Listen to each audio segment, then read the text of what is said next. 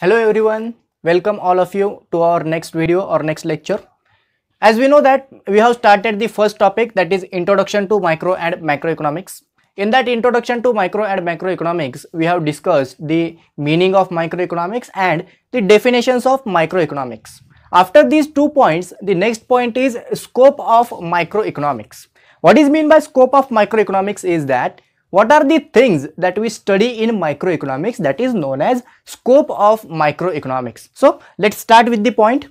There are 3 points given: theory of product pricing, theory of factor pricing, and theory of economic welfare. Okay, so we will discuss these points one by one. What is meant by theory of product pricing is that there are 2 things on which the price of any commodity depends. Which are those 2 things? Demand and supply analysis. Demand analysis and supply analysis. Basically, if the microeconomics is known as the price theory. Why it is known as price theory? Because this is mainly concerned with the determination of prices of goods and services and the factors of production. So microeconomics is called as the theory of price theory. It is called as the price theory. First thing we discuss here is that theory of product pricing. Whatever the commodities, the price of that commodity, how it is we can say that how it is defined, it is known as the theory of product pricing. Okay, there are 2 forces in economics. First one is demand and second one is supply. By the interaction of these 2 forces, demand and supply, the price of any commodity is determined, and we know that that is the product pricing. The demand analysis is known as consumer behavior and supply analysis is known as the producer behavior, because the demand is done by the consumers and the supply is made by the producers. That is why we study the demand analysis, law of demand, in the consumers behavior, and supply analysis, the law of supply, in the producers behavior. These are the two topics that we are going to discuss in the coming period. So coming to the point, how the price is determined. Demand and supply are the 2 forces which determines the price of any commodity. Okay, law of demand says that there is inverse relationship between price and quantity demanded. What does this mean? When the price increases, demand decreases. When the price decreases, demand increases. And law of supply says that there is direct relationship between price and quantity supplied. Okay, when price increases, supply increases. When price decreases, supply decreases. But here, in the theory of product pricing, how the price of any product is determined, we say that the price of any product is determined by the interaction of these 2 forces, demand and supply, where the demand is equal to supply. At that point, the price of any commodity will be determined. मतलब क्या है इसका? जहां पे demand और supply, ये दोनों forces एक दूसरे को कट करेंगे, इनके जो कर्व्स होते हैं वो एक दूसरे को कट करेंगे, वहां पे क्या होगा? प्राइस का डिटर्मिनेशन होगा. And that is the first thing we discuss in the microeconomics. Law of demand, law of supply, we will discuss in the coming topics, and after that we will discuss how the prices of the commodities are determined. So first thing what we learn in the microeconomics is the theory of product pricing. कोई भी product हो उसका price किस तरह से determine होता है, इसके बारे में हम वहां पे डिस्कशन करेंगे. Second point is that theory of factor pricing. Factor means in the 11th syllabus we have discussed that there are 4 factors of production. Okay, which are those 4 factors? Land, labor, capital and entrepreneur. Here one picture is drawn. What is this picture? It shows one car. Okay, how this car is made? To make that car, to produce that car, we have to bring some factors together.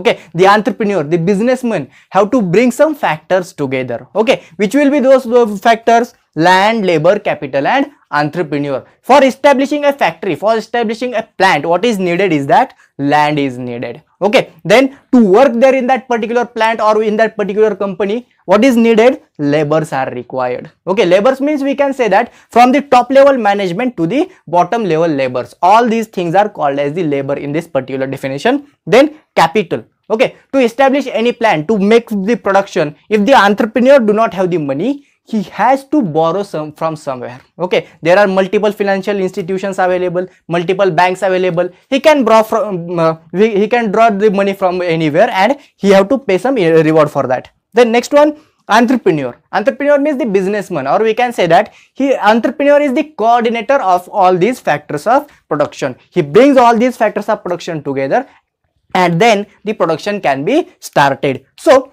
for the production of any commodity, what is important is that these four factors coming together is very important. So when we bring these four factors, for example, suppose we want to make this car. This car is suppose of Tata company. Okay, Tata company is making one car. Okay, whatsoever the car is this. Okay, if the Tata company wants to make that car, Ratan Tata have to bring some factors together. Okay, which are those factors? He have to take some land. Okay, then he have to bring some laborers there to work there. Then he have to bring capital from the banks and anywhere. And entrepreneur, the Tata can be itself be an entrepreneur. Okay, when these four factors comes together, what happens is that the production is made. Okay, we can say that now this car is made. When this car will be sold in the market, for example, suppose this car is sold for rupees 1 lakh. How much rupees?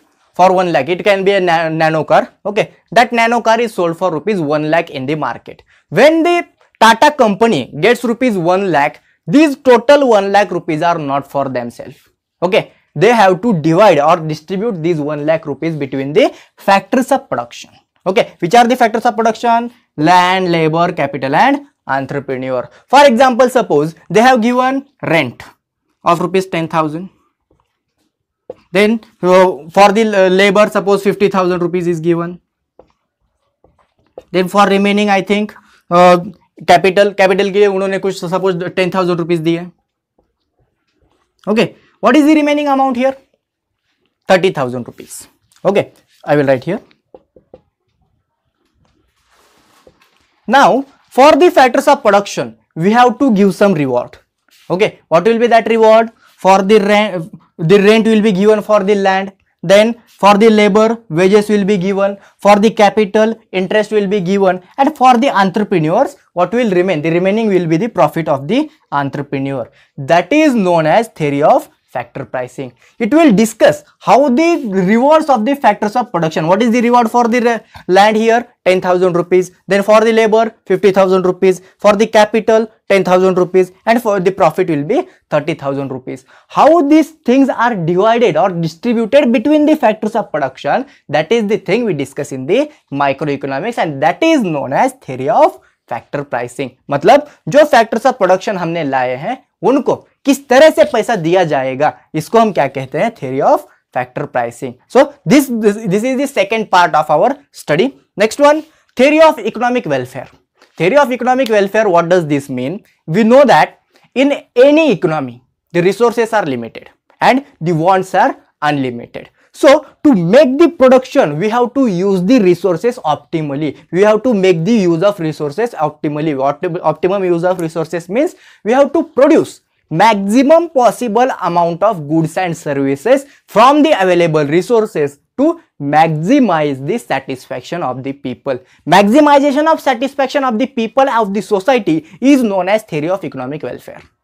Okay, economic welfare का मतलब क्या है? हमें क्या करना है? जो हमारी पूरी सोसाइटी है, जो हमारा पूरा समाज है, उसको हमें क्या करना है? उसका इकोनॉमिक वेलफेयर करना है. मतलब जो सारी चीजें वहां पे प्रोड्यूस हो रही हैं वो हमें इफिशिएंटली प्रोडक्शन करना पड़ेगा. Now there are 3 efficiencies given here which we are going to discuss. Production efficiency. What is meant by production efficiency is that we have to use the resources with utmost possible. We have to maximize the production. Okay, हमें क्या करना है? Production का maximization करना है. So we have to use the resources optimally. Okay, what production efficiency का मतलब ये होता है, हमें with the available resources we have to produce maximum possible amounts of goods and services. That is known as production efficiency. If we are not using the resources optimally, what will happen? There will be less production. Okay, what is mean by this? That less production, the production will be less than the capacity of the economy. So